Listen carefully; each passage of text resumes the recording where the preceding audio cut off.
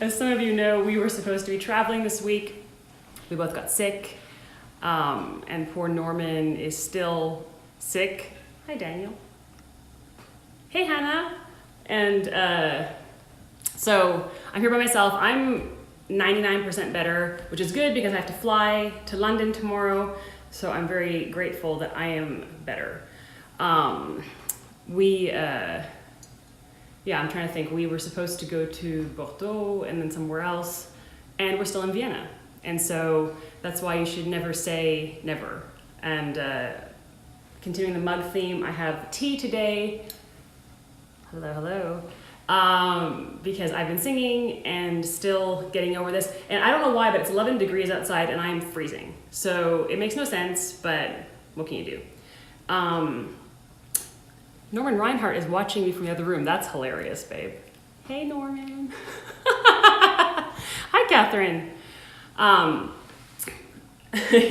You're so funny, Norman. You're a hoot. It's been a really interesting week. And coming up will be a very interesting week. I've got a lot of traveling going on, needing to stay fit and just fit up here especially. Hi, Catherine. And I'm just really looking forward to it. I have some auditions. I have an interesting meeting coming up and just some other stuff is in the works. So looking forward. Norman and I wanted to talk about, man, it's so weird doing this by myself. I'm like, where's my banter? Where's my partner at? This is so funny. But Norman and I had planned to talk about agents, how you know if it's the right fit, what you should be looking for in that relationship. And we will cover that. So do not despair. We will do that. But in the meantime, some of you had written initially when we did our first sort of meet and greet session and asked me to elaborate on my sort of unusual story. And so that's what I'm doing today. I haven't decided, I don't know, that's what I'm saying, he's in the other room. Oh, you mean the little Finnish guy? He's over here. I don't want to burn him with the candles though. Hang on a minute. Do you like I put like every flower arrangement that we have, I put it behind me?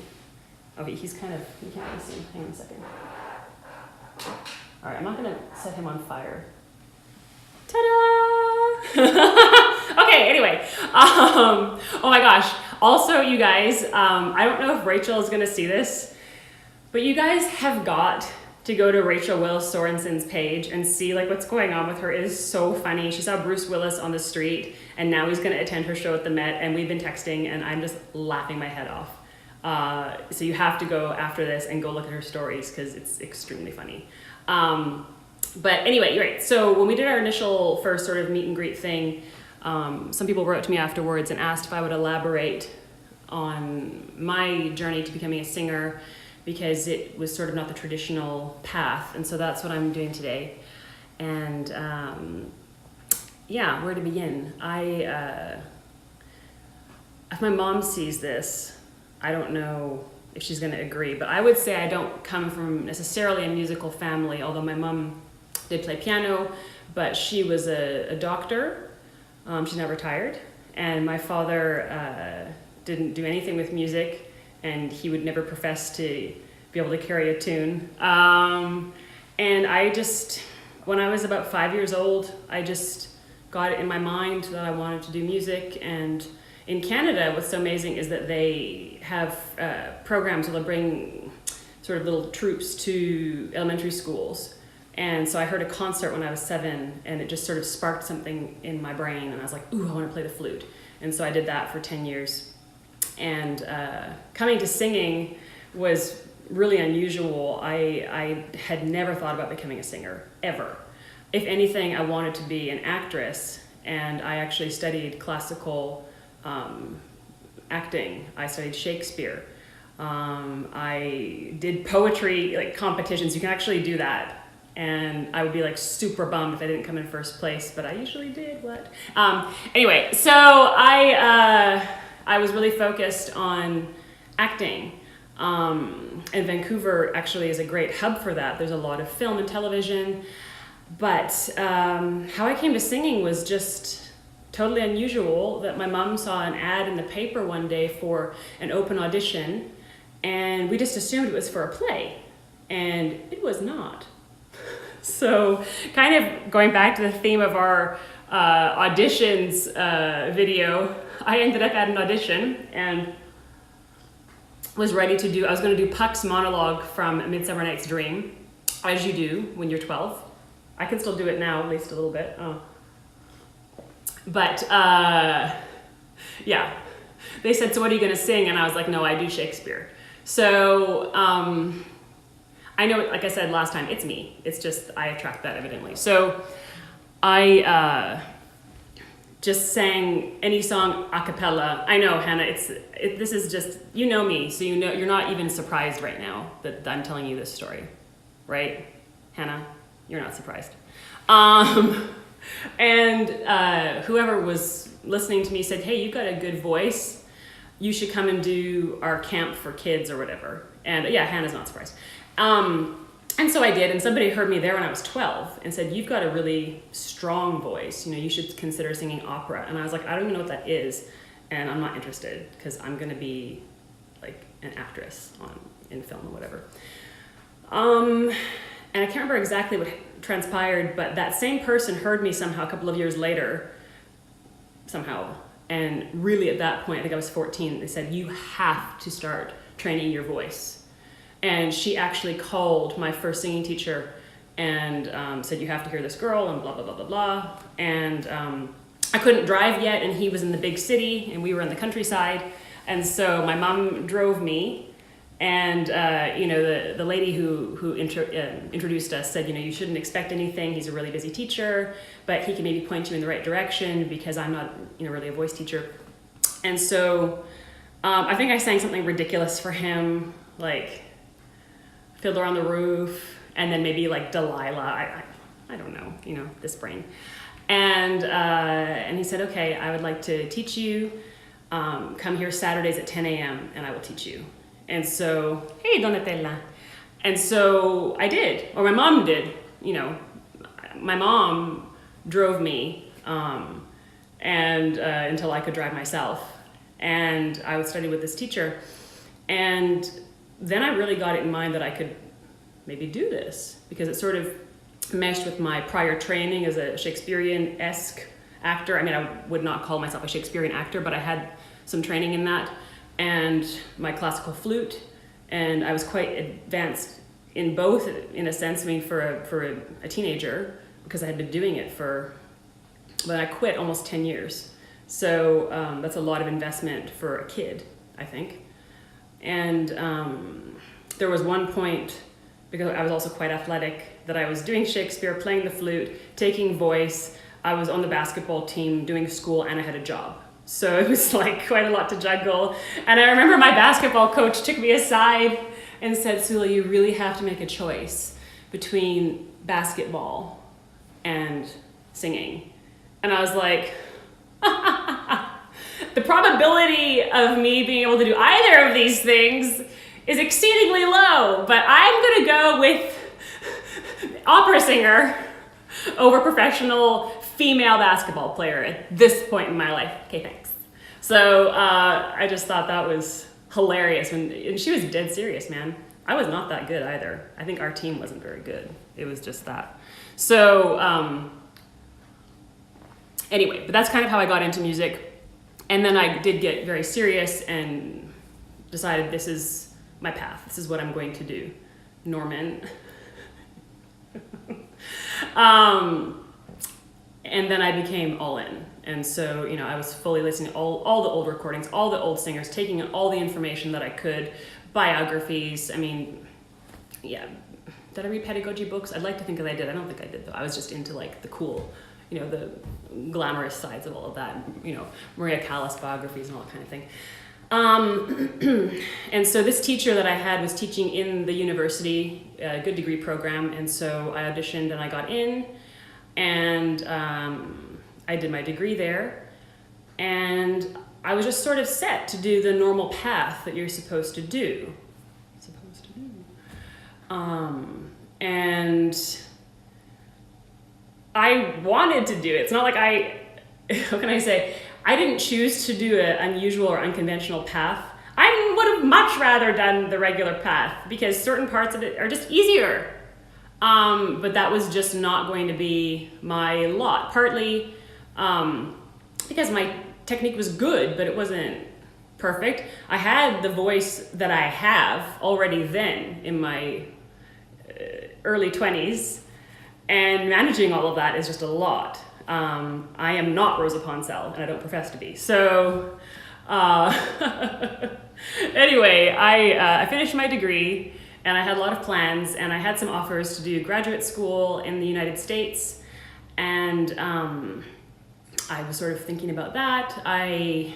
If I'm honest, I had a lot of puffed up confidence, but I was not confident enough to maybe audition for some of the really big schools like Juilliard or Curtis. It kind of scared me, and the offers I did have were a little bit safer, and I don't know, I wasn't as confident as I am now, and I think that's kind of normal. As you're learning yourself, you grow in confidence. So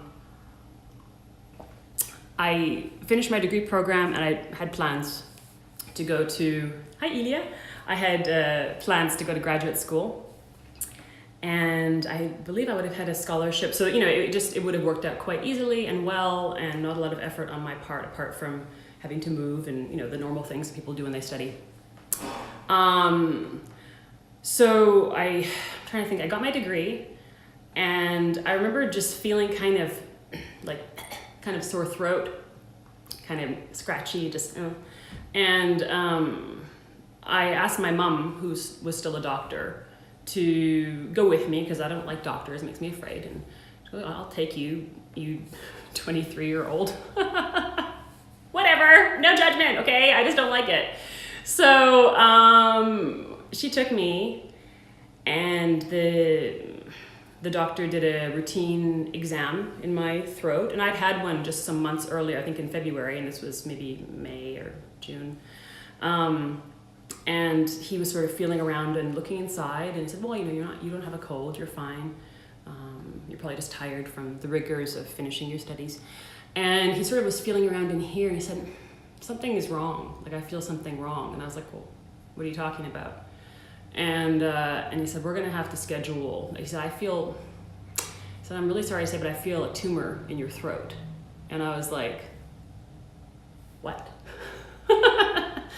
No, you don't. And so, long story short, I discovered that I had cancer, and I was 23 years old, and I had just finished schooling, and I had a plan for my life, and that was just not the way it was going to go down. So I just literally didn't know what to do. And thankfully, I was able to get surgery quite quickly. And it was in the summertime, so that was something good. At least you're recovering when it's warm and not when it's gross and snowy and cold. And I'm trying to think the sequence of events. It was just a big challenge, and it certainly disrupted my plan for my life, and it taught me a lesson that you can make all the plans you want, but it's not necessarily going to work out the way you anticipate. And that shouldn't be ominous. Oh, Norman's like, I wasn't there yet. I know, if you had been there, it would have been so much better. Babe, I wish you had been there. I wish we had been married already for like 20 years. That would have been great. Oh no, but then wait, I would have been 3. Okay, never mind. I can't do math. It's fine. But it's okay. We'll be married 20 years now. It's fine. So it was a tough time. Like, as you can imagine, I obviously didn't go to graduate school. I think the psychological pressure of something like that was more even than the physical side effects, although those were quite tremendous also, because you rely on something and then it's not there. And the doctors told me that I shouldn't expect to sing after this surgery. And they said, and you need to be prepared not to even be able to speak. And I thought, well, last week I was going to graduate school and living out my dreams, and now you're telling me it might be mute. So that's a lot. And I remember at the time just going to bed, and I went to bed for like 2 weeks and thought about life and just thought about it. And I was like, well, I'm 23, this sucks. I've been studying and working and, doing this for the better part of my young life. And now everything is different than I thought it was going to be. But I remember thinking at the end of the 2 weeks, and this might sound silly to you, but you all, especially if you are singers or singers, I had to make the conscious decision that living, even without being able to communicate, was more important. Yeah? And I think that's quite a rich topic at any age, but particularly when you're really young and full of all your dreams and your aspirations for your life. But I went into the surgery saying, yes, like I want to live, and even if this happens, I'll make it through somehow and it'll be okay. And we made a deal that if it seemed like they were going to have to cut in there and it was going to nick something and cause me not to be able to speak, that they would close me back up, let me know, so I knew what I was going in for, yeah? And then we would go and proceed again. And so that gave me some relief mentally to know, okay, at least this time when I wake up, I will be able to speak and it will be okay.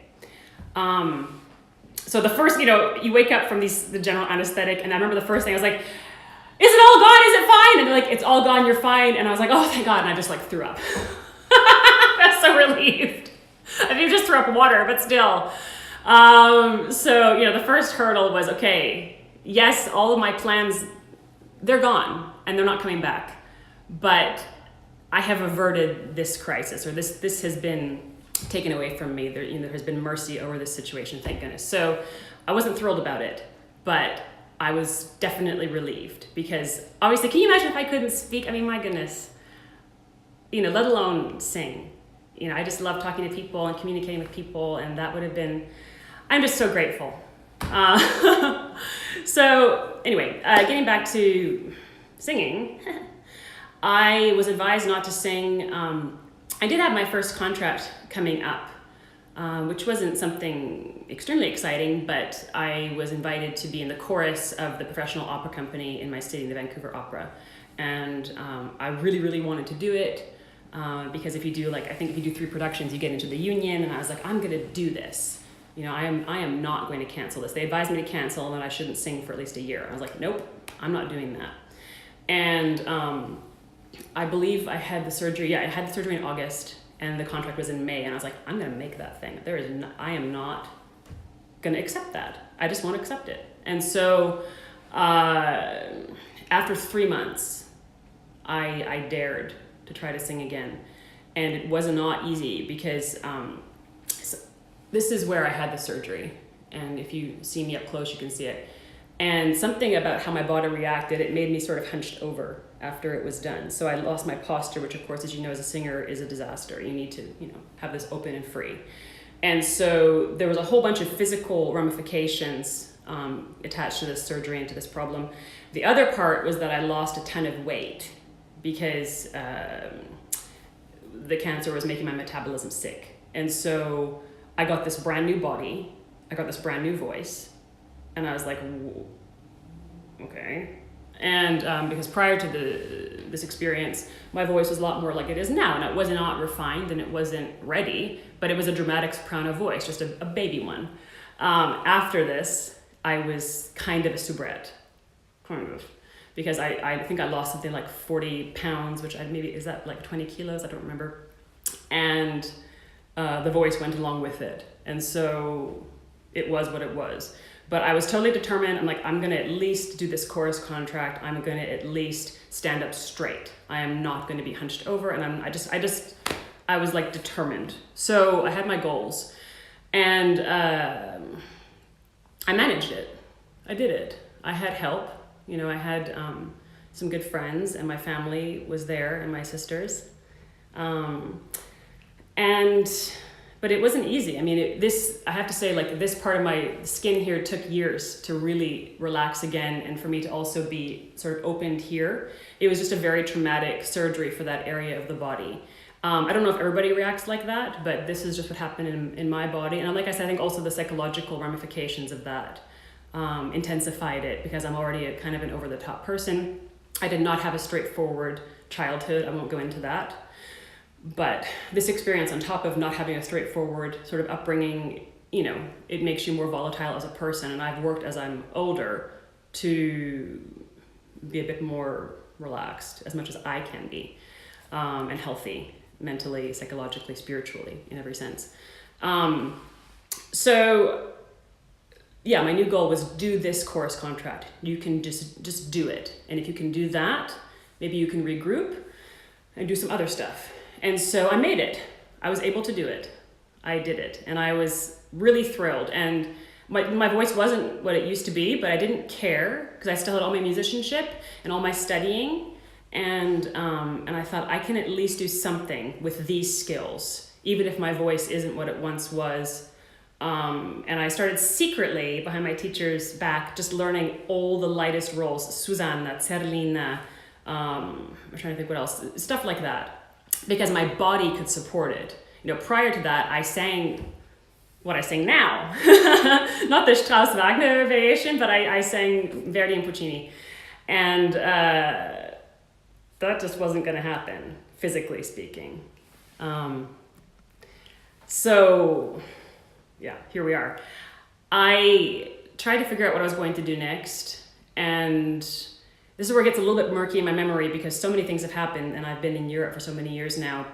But as far as I can remember, I cobbled together arias and I managed, I don't remember exactly how this worked, but I did the Metropolitan Opera National Council auditions.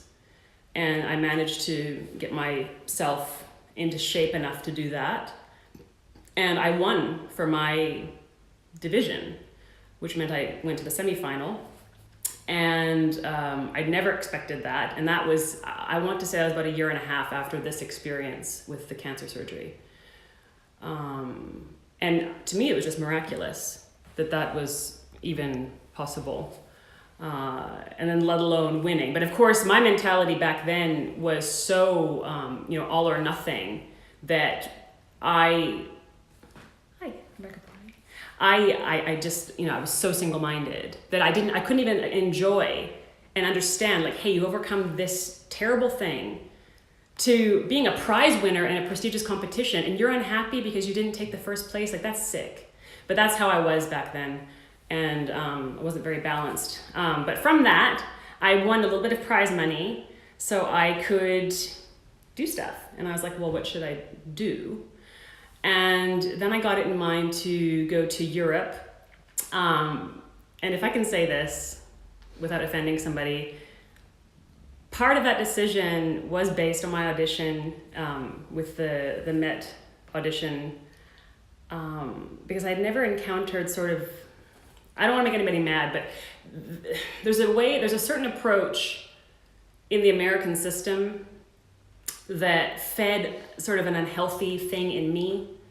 And I thought, if I go further into this, I don't know if I'm going to do well. I don't think this is going to be healthy for me considering where I've just come from. I need a little bit more of a different approach. And I had the impression that if I went to Europe, I'd get a different experience than that. And so I took the money that I won and I was like, I'm going to go to Europe. And I had done a master class with a prominent voice teacher while I was still studying. So I remembered her, I contacted her and said, can I sing for you? And maybe I can do like a master's degree with you. And, I had, this is something I want to address. I had the feeling at the age, at 23, so I would have been 24 on the way to 25 when I got the Met thing. I had the feeling I'd lost so much time. I was sure I had just missed my chance. And how crazy is that? That's ludicrous. But that's how I felt. And I know a lot of you guys feel like that are going to see this video. Stop it. It's just not true. That is just a lie. Hey, Vicky. You haven't missed anything. There's still time. Somebody needs to tell you that now before you hear it from somebody who's not going to tell you that. If I wish somebody would have told me that, because I was so obsessed and just so sure that that I had missed something because of this unfortunate tragedy. No, I hadn't missed anything. Yeah. Anyway, so I contacted this teacher, and she said she'd be willing to teach me. And so I got it in mind to audition for. So I took my prize money and I went and I sang for her. And she said, you know what, I think you could really do this for a career. I would like to teach you and you can do a master's degree with me. And so I was like, oh, thank goodness, I'm back on track. The plan is back in place. Life is sort of taking shape again. So I started getting ready to do that. I sold all my stuff. I sold my car. I think I did a couple little concerts to raise money, and then it came time to go. And somehow this professor did an about face and I remember she said to me, actually, I definitely don't want to work with you. You'll never have a career, you're unteachable, and you should just give this up. And I was like, what? What did I do? So I was like, okay, now I really don't know what to do, because like I can't, it's that thing, you can't go home because you've told everybody that you're leaving, and you can't go because you don't have any reason to go. So I was like kind of lost, or really lost. So I had a boyfriend at the time that was moving to Berlin, and he said, well, why don't you just come to Berlin? And I mean, I know you wanted to go to Munich, but why not Berlin? And I said, well, I've missed all the deadlines for applications, and what would I be doing there? And he said, well, you would at least be in Europe, and you wouldn't have to stay there when you told everybody that you're leaving. And I was like, well, I guess that makes sense. And so I just thought, okay, I have no idea what I'm doing. I don't have a voice teacher. I don't speak German. I have some money, but like, I'm gonna move internationally with no purpose. Okay. So I did. And I just didn't know what I was doing. And it took me, I would say it took about 6 months of being there before I could even really understand German. And hey, Sandy. And that was, yeah, exactly. Just minor details, Hannah, Yeah, whatever. Spreche de Deutsch. No, I just was like, who knows? But I was just so desperate. That's the thing too. I was desperate to do it. And not because I loved to sing or I was proud of my gift or anything like that. It was just somehow, I think from some of these experiences, I'm not going to get into all of them, but focusing on this illness thing, I just wanted to prove that I could, partly. And I wanted out of my certain circumstances, and I thought, this is my ticket to freedom now. This is the one thing I really know how to do, and I'm just going to do it for all it's worth. So here I was in Berlin, not speaking the language. I would like to point out that up until this time, I'd never even owned snow boots, because it doesn't really snow where I come from that regularly. And so suddenly I'm in like the Berlin winter, the gray, the dark, all of this. I was like, what horrible place is this? And they speak a language and so that was tough. But I understood quickly I was going to need to devise a system for myself, or I was going to just basically go crazy. Because, no work, no manager, no voice teacher. And anyway, as luck, coincidence, God, whatever you want to call it, would have it, I met a concert pianist who was the greatest pianist I'd ever heard at that point in my life. And I was absolutely mesmerized by his playing. And I went up to him one day and I just said, look, I need to know how you do what you do, but I need to know how to do it with my voice. Because however you play the piano, that musicianship, like, I'm mesmerized. And he said, okay, if you want to know how to do that, I will teach you. And so he taught me like 2 or 3 times a week for free. And I learned musicianship. And so I had that. That was a good thing. And then in Berlin, they have a marvelous thing that if you're under 30, you can pay, I think it's 10 euros and you can go, or 30 euros and you can go for 10 euros to every opera and concert in town. So I made a routine for myself that I would study, exercise and whatever, and then go to concerts in the evening and really get an education, because up until that time I hadn't even seen most of the pieces that I was studying. There wasn't an opportunity to do so where I came from. So I was getting sort of an informal education. And I think the first piece I saw in Berlin was, Daniel, you have to help me. It's Kafka. It's like the Schloss or something, a totally crazy production. And this is my introduction to opera in Europe. And I was like, what?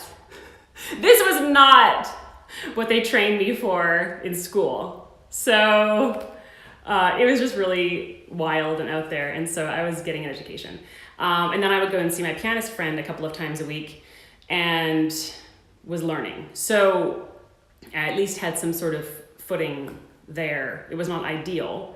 And it wasn't even really what I wanted. I mean, I didn't want it to be weird or hard or unconventional, but it was what it was. And I was doing the best I could under the circumstances with the timing of everything and certain disappointments. So after about a year, I would say like a year or a year and a half of this kind of weird routine, my pianist friend said, you know, you've made a lot of improvement and I would like to do a concert with you. Would you be into that? And I was like, well, yeah, I want to do a concert in Berlin. You know, it's something glamorous. So we ended up doing a house concert in someone's living room. And someone heard me there and said, you know, you're really good. You're a professional singer. And I was like, well, no. I mean, I haven't even gotten a master's degree. Like, I'm just a girl that sings. And this person insisted. And eventually, she hooked me up with my first agent. Like, she was so insistent from what she heard in that house concert. And this manager took me. And so suddenly I was thrust into this career. And I was like, oh my goodness, like, I'm actually doing it. But I did not feel prepared. Like, I definitely didn't. And especially psychologically, after some of these experiences I just expounded on, I definitely didn't feel prepared. And so we tried the traditional route to do young artist programs, and he was setting up auditions even for that for me. And I would go and I would sing, and there was just no open door. It was funny, I don't remember how many I auditioned for, but I auditioned for several. And in the meantime, I was still doing my routine of going to the opera and listening. And then finally I just said to him one day, you know I'm not the greatest soprano in the world, but I know what I'm seeing, and I think I can do that. And I said, you know, maybe we're doing the wrong strategy with these young artist programs. Maybe you should just send me for like a real audition, and we'll just see how it goes. And he said, okay, girl. I think I was 25 or 26 at this point.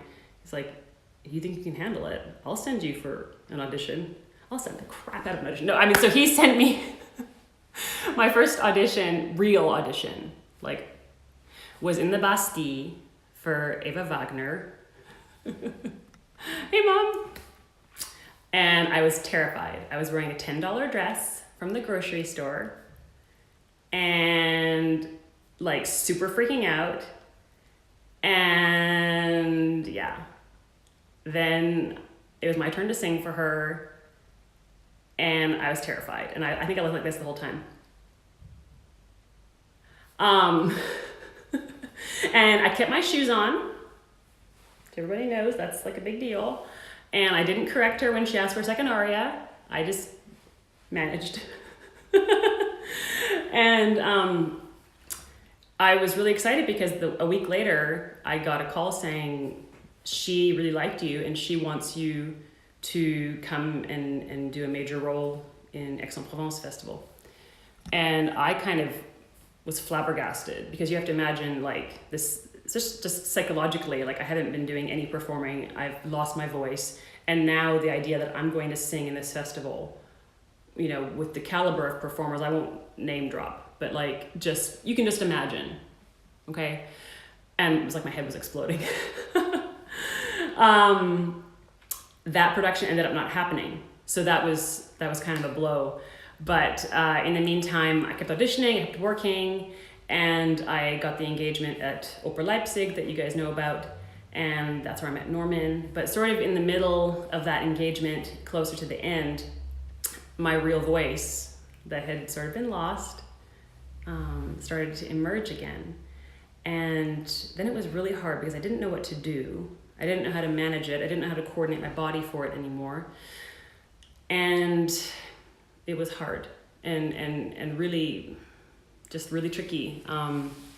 And I've just been really fortunate because I've had good people around me, and I just, providentially speaking, things happen to me that shouldn't happen, and I just marvel at it. When I step back and look at it, even though sometimes things were hard at the time, I look back and say, like, how did that fall into place? Or, and I'm just so grateful. But after Norman and I knew we were going to get married, we met and I said, what do you want to do? Do you want to continue in Leipzig? What do you think we should do? And he said, I think we need to move on from here. And I agreed. I was kind of scared because I didn't have any engagements after that, and this new voice was coming out, and the stuff that I had learned in Leipzig wasn't going to be useful afterwards. Because that's a tidbit for you singers. Like, part of why you do a fest is to build up a repertoire that you can then use later. That's one of the main tools of why you do it. So just keep that in mind when you're accepting a fest contract. Don't just do it so you can have a job. Do it with that in mind. So when you're freelancing again, you have this arsenal.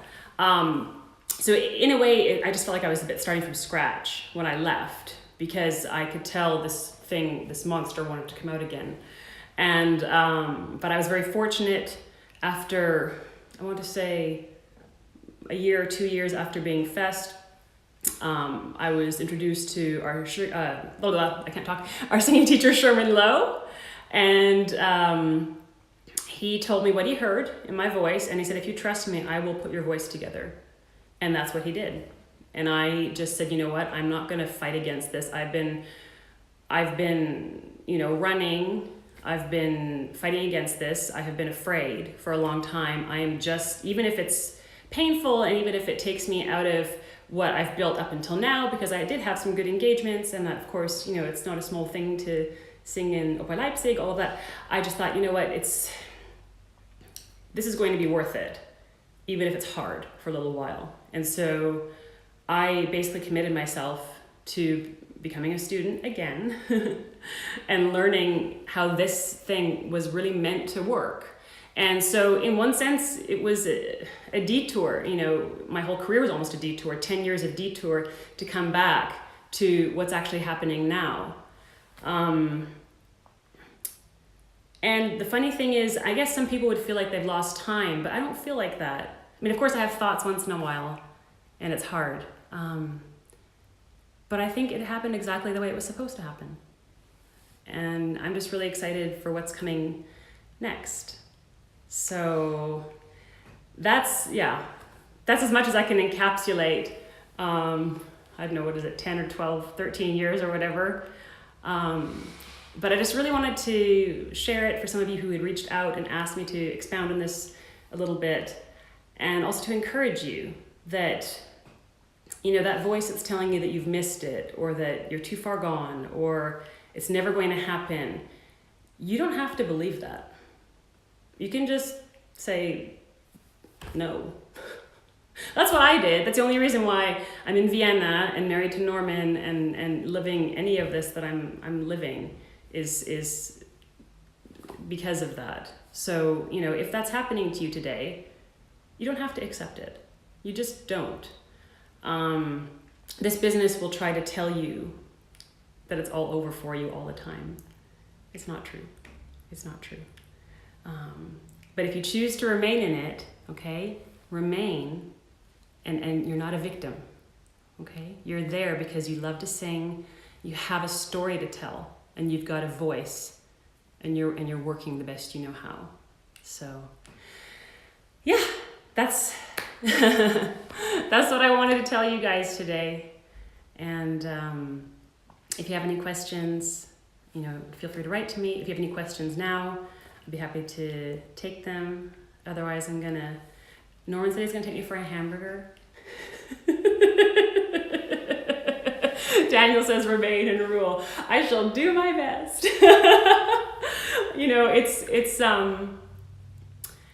It's not always easy, of course not, and nobody likes being rejected or hearing no, but it's just part of it. And it's part of every person's life. You know, maybe it's not the same as, you know, going to a lot of auditions and hearing no, but every person's going to hear it. I just really think, at least for me at this point, I just want to leave a good, I want to be impactful where I am and not feel victimized and not feel bitter. And just, Mom, are you laughing or crying? Oh, I think you're crying, not laughing. Okay. That's the laughing emoji, Mom.